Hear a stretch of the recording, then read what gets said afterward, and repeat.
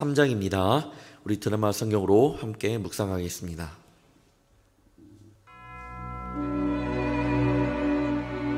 그런즉 욥이여, 내 말을 들으며 내 모든 말에 귀를 기울이기를 원하노라. 내가 입을 여니 내 혀가 입에서 말하는구나. 내 마음의 정직함이 곧 내 말이며 내 입술이 아는 바가 진실을 말하느니라. 하나님의 영이 나를 지으셨고 전능자의 기운이 나를 살리시느니라. 그대가 할 수 있거든 일어서서 내게 대답하고 내 앞에 진술하라. 나와 그대가 하나님 앞에서 동일하니 나도 흙으로 지으심을 입었은즉 내 위엄으로는 그대를 두렵게 하지 못하고 내 손으로는 그대를 누르지 못하느니라. 그대는 실로 내가 듣는 데서 말하였고 나는 그대의 말소리를 들었느니라. 이르기를 나는 깨끗하여 악인이 아니며 순전하고 불의도 없거늘 참으로 하나님이 나에게서 잘못을 찾으시며 나를 자기의 원수로 여기사 내 발을 착고에 채우시고 나의 모든 길을 감시하신다 하였느니라. 내가 그대에게 대답하리라. 이 말에 그대가 의롭지 못하니 하나님은 사람보다 크심이니라. 하나님께서 사람의 말에 대답하지 않으신다 하여 어찌 하나님과 논쟁하겠느냐. 하나님은 한 번 말씀하시고 다시 말씀하시되 사람은 관심이 없도다. 사람이 침상에서 졸며 깊이 잠들 때에나 꿈에나 밤에 환상을 볼 때에 그가 사람의 귀를 여시고 경고로써 두렵게 하시니 이는 사람에게 그의 행실을 버리게 하려 하심이며 사람의 교만을 막으려 하심이라. 그는 사람의 혼을 구덩이에 빠지지 않게 하시며 그 생명을 칼에 맞아 멸망하지 않게 하시느니라.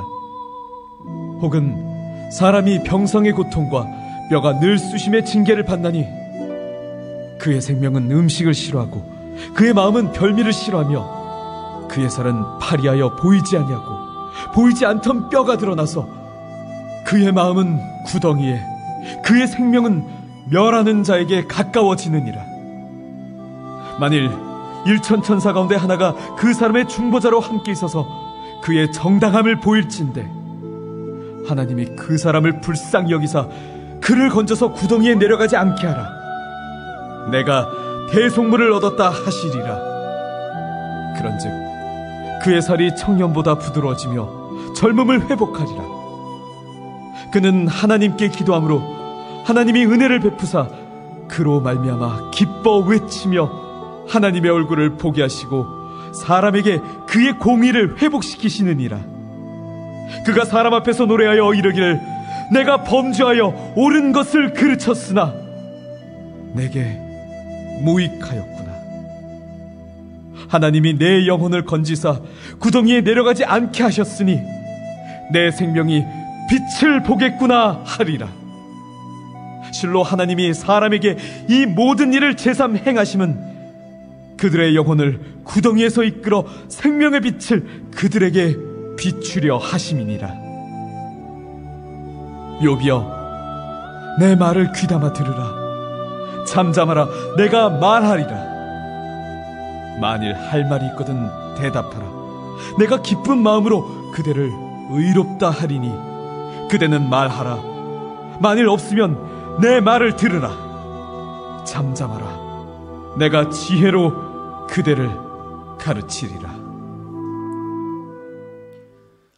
오늘도 귀한 하루의 첫 시간을 주님께 예배하기 위해 오신 우리 성도님들을 진심으로 환영하고 축복합니다. 또한 영상으로 예배드리고 있는 우리 주님의 우리 성도님들도 진심으로 환영하고 축복합니다. 오늘 말씀의 주제를 실수하지 않으시는 하나님으로 한번 정해보았습니다. 이 시간 말씀을 통해 모든 일을 주관하시고 이끌어 가시는 하나님의 선하심을 알기를 바랍니다. 또한 실수가 없으신 그 하나님을 우리 마음 가운데 새기는 귀한 시간이 되기를 축복합니다. 오늘 본문은 어제 32장에 이어 계속되는 엘리후의 말입니다. 32장에서 보았듯이 엘리후는 바라겔의 아들로 욥과 욥의 세 친구들보다 나이가 적었습니다.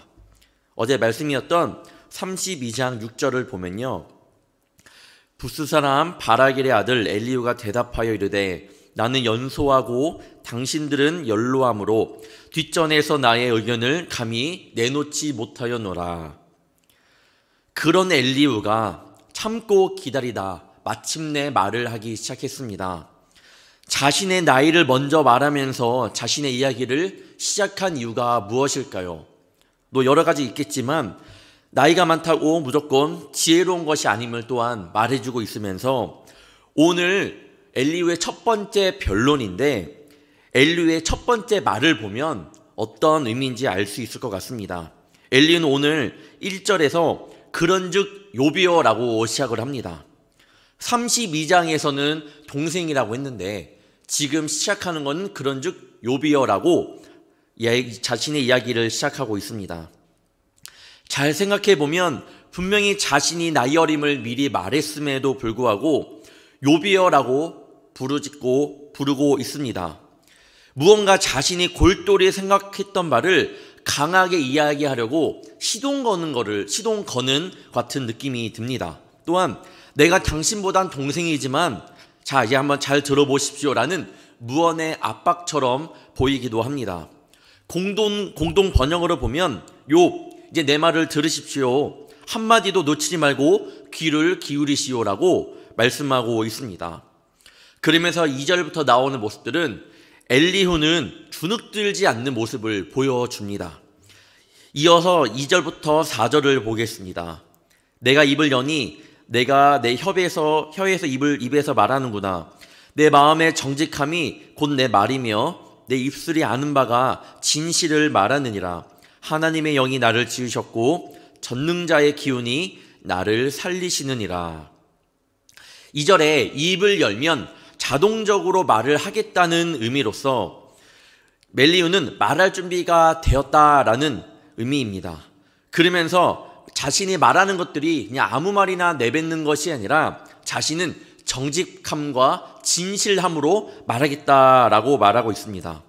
또한 4절을 통하여 그런데 내가 말하는 이 모든 것을 말하게 하시는 것은 하나님의 영감으로 이루어질 것이라고 말을 하고 있습니다. 내가 말을 하는데 내가 말할 준비가 됐는데 나는 그냥 말 안 해. 정직함과 진실함으로 말할 거고 이거는 하나님의 영감으로 말하고 있는 거야 당신에게 라고 이렇게 말을 하면서 완전히 만만의 준비를 갖추고 욥에게 말하고 있는 엘리후의 모습입니다. 그러면서 이어지는 6절부터 7절은 엘리후는 자신과 욥이 하나님 앞에서 동일한 존재이며 또한 욥과 자신이 모두 흙으로 지음받는 존재라고 말하는 것을 보아선 말을 하긴 하는데 그런데 욥을 해하기 위해서는 아니야. 이렇게 강약을 조절하면서 말하는 듯한 뉘앙스를 보입니다. 엘리후는 욥이 지금까지 한 불평들을 하나씩 다루고 있습니다. 엘리후의 욥을 향한 첫 번째 충고인 메시지는 8절부터 12절까지입니다. 엘리후의 말을 한번 정리하면 이렇습니다. 욥, 당신은 아무런 잘못을 저지르지도 않았고 불의하지도 않았기에 결백하다고 생각을 하고 있죠. 나는 결백한데 그런데 하나님께서 당신의 발에 착고를 채우시고 당신의 모든 것을 감시한다고 하셨죠. 그것은 당신이 잘못하신 겁니다. 왜냐하면 하나님은 어떤 사람보다 크신 분이셔서 이유 없이 그렇게 행하시지 않는 분이기 때문입니다. 8절부터 12절까지의 말씀이 이런 내용입니다. 욥은 자기는 하나님 앞에 떳떳한데 자기가 고난받고 있는 것은 하나님의 전능하신 능력을 부당하게 사용하고 있다라고 말하고 있고 엘리후는 그러한 욥의 생각에 반박하고 있는 것입니다.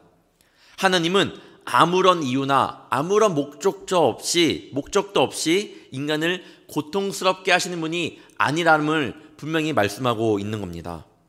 사람의 고통에는 분명한 하나님의 목적이 있으며 욥이 그렇게 말하는 자체가 하나님을 속이는 것이라 말합니다.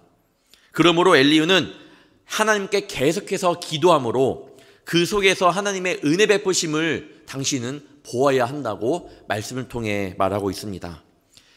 엘리후의 욥을 향한 두 번째 메시지는 13절에서 22절에 잘 나타나 있습니다. 엘리후는 욥을 향하여 당신이 아무리 하나님께 물어도 하나님께서는 아무런 대답을 하지 않으신다고 했는데 하나님은 그런 분이 아니라는 것을 말하고 있습니다.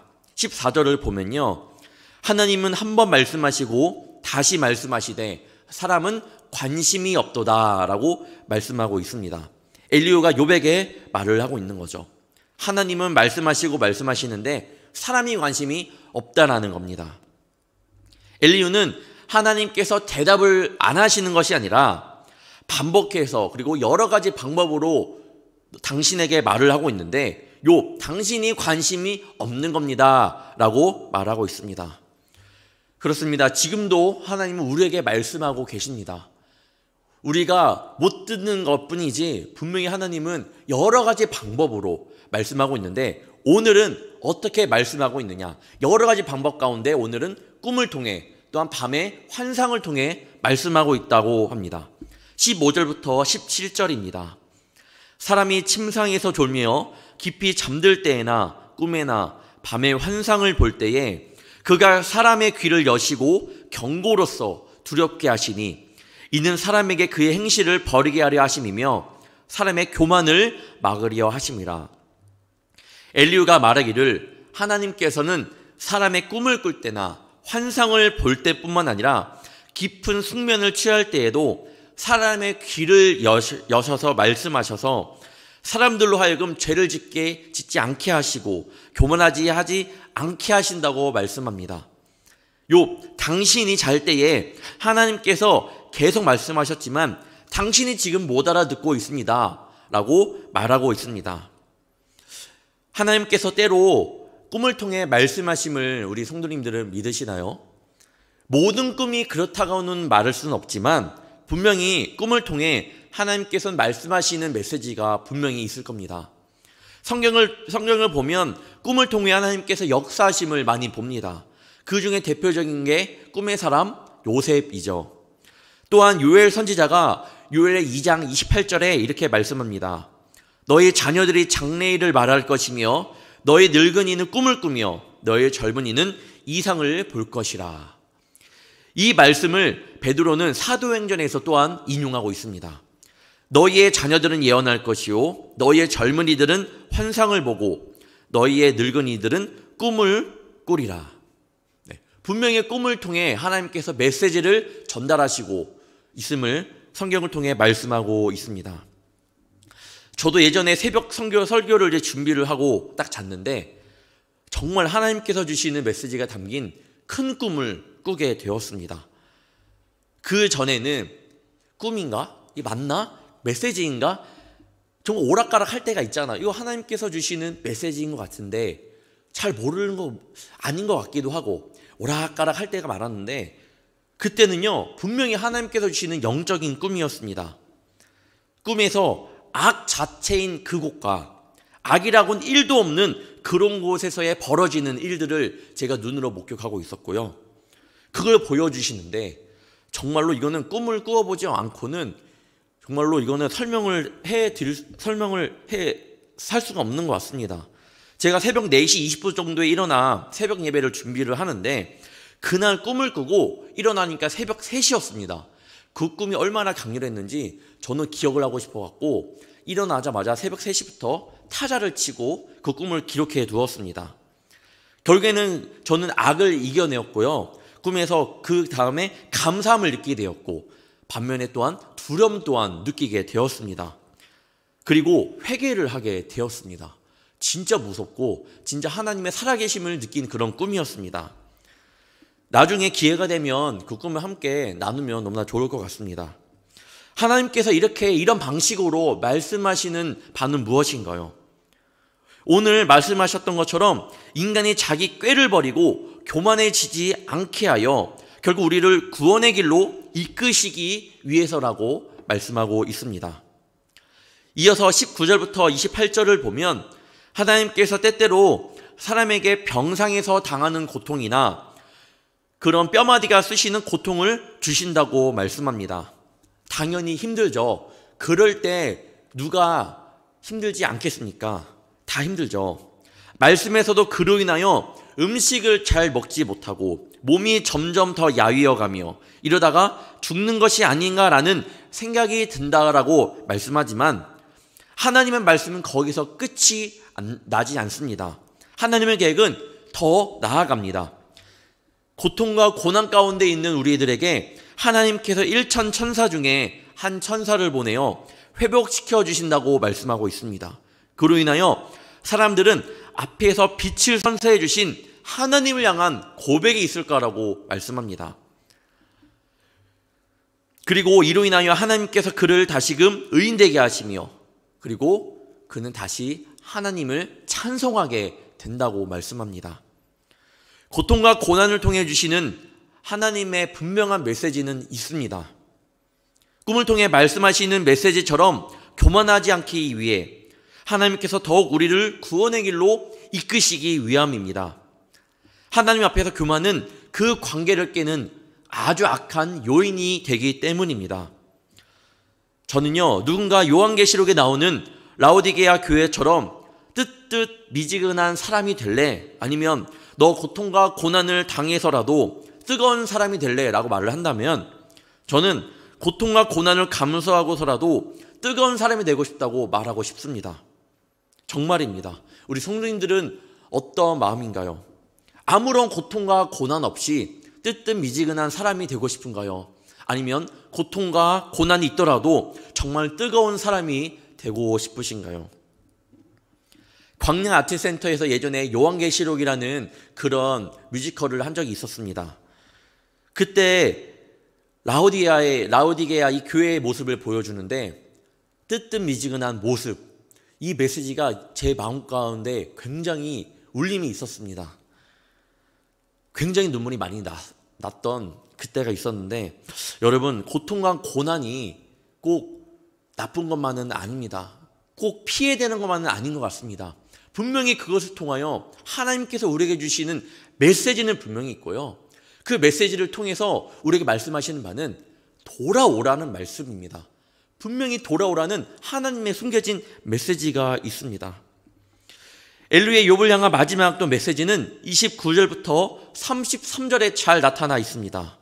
엘리후는 때때로 일어나는 이러한 일들은 하나님께서 사람에게 종종 하시는 일이라면서 이런 것들을 통하여 우리에게 말을 건네오시는 분이라 말씀을 합니다. 그 가운데 잘 이겨낸 사람은 좋은 결과를 주시고 생명의 빛을 보게 하신다고 말씀합니다. 우리 성도님들도 여러분이 처한 상황 가운데에서 잘 이겨내는 정도가 아니라 반드시 이겨내는 주의 자녀가 되기를 축복합니다. 그리고 그 가운데 하나님을 찬송할 줄 아는 주님의 자녀로 서기를 반드시 축복합니다. 여기까지가 엘리후의 네 번째 변론 중에 첫 번째 변론이었습니다. 엘리후가 오늘 말씀에서 크게 말씀하시는 바는 하나님께서는 우리보다 우리의 모든 상황을 더 잘 아시고 사람보다 크시다라는 메시지입니다. 이런 점에서 지금까지 욥의 불평은 타당하지 않을 뿐더러 엘리후는 고난 가운데 있는 하나님의 뜻과 분명한 목적을 설명하고 있습니다. 엘리후는 지금까지의 고난을 욥이 회개하여야 할 어떤 죄의 관점에서 보지 않았습니다. 즉 욥의 친구들은 선을 행하면 상, 죄를 행하면 벌이라는 관점이었는데 엘리후도 말씀 가운데 그런 모습은 있습니다. 그런 모습은 있는데 좀 더 하나님께서 욥을 통하여 행하신 일들이 욥에게 긍정적인 일을 이루고 계실 가능성을 바라볼 수 있도록 말하고 있습니다. 욥에게 전하는 것은 하나님은 실수하지 않으심, 전지전능하심을 말씀하고 있습니다. 하나님은 우리의 기도에 무관심하지 않습니다. 작은 신음에도 응답하신다고 하시잖아요. 우리의 기도에 귀를 기울일 가치가 없다고도 생각하지 않으십니다. 우리의 기도에 때로는 응답이 없는 것처럼 보이더라도 하나님께서는 우리의 삶 가운데 침묵하시는 분이 절대로 아닙니다. 내가 생각하지는 못하는 수많은 방법과 수많은 모습으로 언제나 말씀하시는 분임을 알기를 원합니다. 그 가운데 고통과 고난이 한 부분이라는 겁니다. 그것을 믿고 그것을 따르는, 그렇게 말씀하시는 분을, 우리 하나님, 우리 그 분을 믿으시기를 주님의 이름으로 축복합니다. 고난일지라도, 이해할 수 없을 때라도 그분을 믿어 의심치 않는 저와 여러분이 되기를 바랍니다. 하나님은 고난도 당신의 창조적 목적을 이루시기 위해 사용하시는 하나의 방법일 뿐입니다. 늘 이해되지 않는 순간이 우리 삶 가운데 있나요? 고통과 고난이 늘 나를 떠나지 않는 것처럼 보일 때가 있죠. 그럴 때가 분명히 있을 겁니다.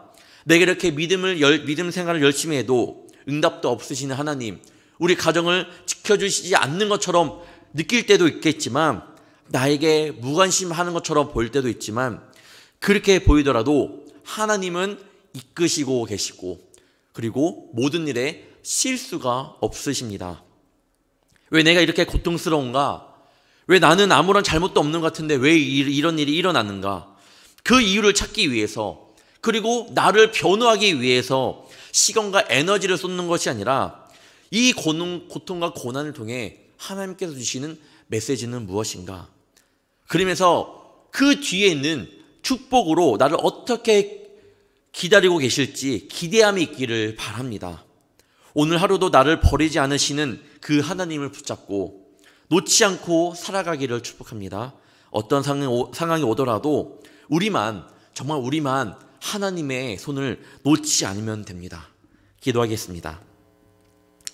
사랑의 주님, 우리 삶 가운데 실수하지 않으시는 하나님을 찬양합니다. 내가 이해할 수 없는 상황이 오더라도 그 안에 주님의 분명한 뜻이 있으며 분명한 계획이 있음을 아오니, 그 깊으신 주님의 마음을 아는 저희들 되게 하여 주시옵소서.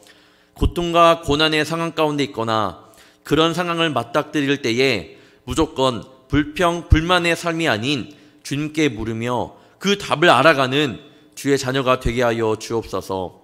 끝까지 이해가 되지 않더라도 실수가 없으신 주님의 선하신 계획만큼은 의심하지 않도록 우리 믿음을 붙들어 주시옵소서. 지금 이 시간에도 우리의 예배를 받으시고 기도를 들어주신 줄 믿습니다. 주님 앞에 설 때에는 교만한 마음이 아닌 늘 겸손한 마음으로 서게 하시며, 내 생각과 내 경험을 모두 내려놓고 주님의 말씀에 귀를 기울일 수 있는 자녀 되게 하여 주옵소서. 귀한 예물을 드렸습니다. 주님께서 드린 손길을 주께서 기억하여 주시고, 기도 제목과 감사의 마음을 한 글자 한 글자 써 내려가면서 간절했던 그 마음을 주께서 받아주사 그들의 기도 제목대로 받아주시고 부족한 것을 채워주시고 하나님의 영광을 바라보는, 또 하나님의 뜻하신 바를 바라보는 주의 자녀들 되게 하여 주시옵소서. 또한 기도 제목대로 이루어진 역사가 일어나게 하여 주옵소서. 오늘 한 날도 주님의 자녀로서 세상 가운데 살아갑니다. 나의 모습으로 늘 주님이 비춰진다는 사실을 잊지 않고 거룩한 모습으로 살아가게 하시어 하나님께 영광이 되는 귀한 하루가 되게 하여 주시옵소서. 우리의 기도와 우리의 예배를 받아주신 줄 믿사오며 예수님의 이름으로 간절히 기도옵나이다. 아멘.